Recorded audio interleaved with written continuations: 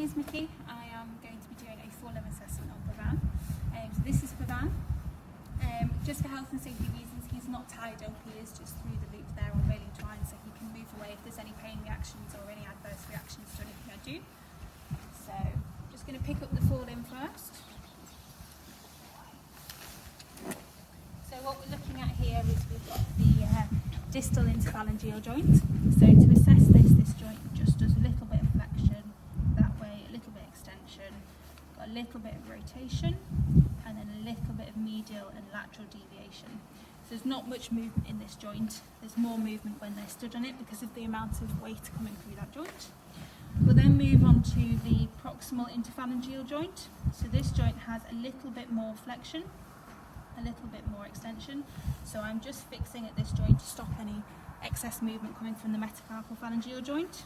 So again, flexion, extension, a little bit more medial and lateral deviation, and then some rotation as well. Moving up, we've got the metacarpal phalangeal joint, so you can fix that there and you can let that hang, so that's probably the most extension we're going to get. This does increase in standing because of the amount of weight going through it. And then we've got some good flexions there coming up. Again, a little bit of medial and lateral deviation, but not much, and then not much rotation at this joint. So, going into extension, in standing you can see that the extension there has increased through the metacarpal phalangeal joint. I'm not going to achieve that just because I can't put that much weight through the joint in assessment. So, moving up onto the carpus, or commonly known as the knee, we go flexion into there. So he's got quite good flexion here. We might expect a little bit more in flexion, but it looks like he's a little bit restricted, but no pain response coming from Pavan at all, so I'm not worried about that. You do have a little bit of deviation, so lateral and medial. I'm just blocking with my hand on the inside and my knee on the outside, but again, no pain response coming from Pavan. So next I'll be talking about the elbow joint, which is up here. So this joint, picking that leg up again. So we've got some flexion there, and then some extension of the elbow joint there.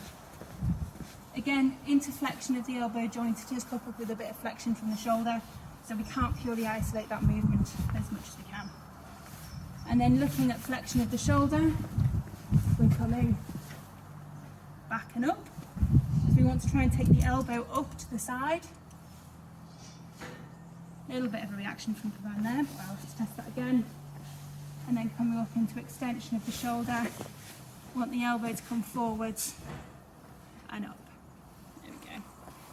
So also at the shoulder, we've got some medial rotation and lateral rotation. So just using the elbow as a pivot point to help me with that.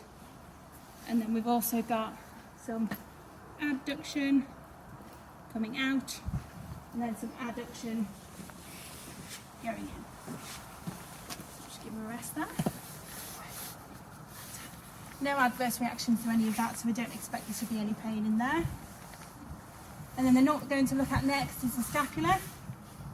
So trying to find the top border of the scapula in there. And then I'll pick the limb up again.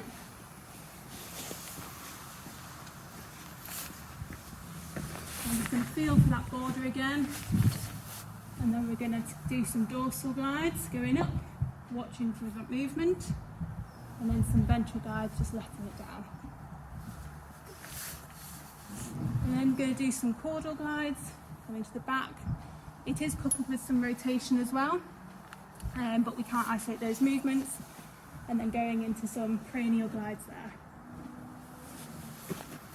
Next, for the whole limb, we've got some retraction. So bringing the limb all the way back.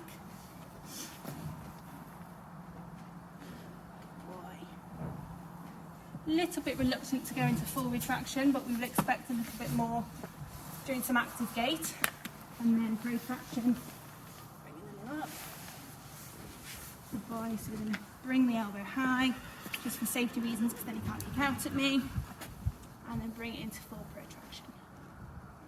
Good boy. Have that back. was a little bit of tightness going back into retraction, but I would obviously compare that to the other side to see if there was any other abnormalities on the other side. There was no pain reactions from that, so we don't expect there to be any pain, but we might be better off assessing that in some gait cycle, and then we can get the active movement in there.